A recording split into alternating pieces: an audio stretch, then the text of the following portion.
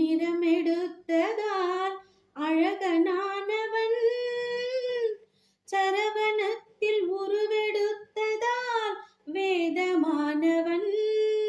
முருகா முருகா முருகா, சந்தனத்தில் நிறமெடுத்ததால் அழகனானவன், சரவணத்தில் உருவெடுத்ததால் வேதமானவன்.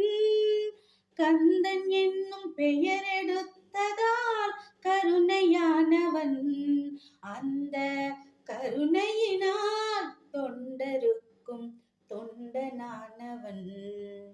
திருப்புகழை பாட பாட வாய் மணக்கும், எதிர்ப்புகளை முருகாவும் வேல் தடுக்கும். வேல் தடுக்கும் முருகா, வேல் தடுக்கும்.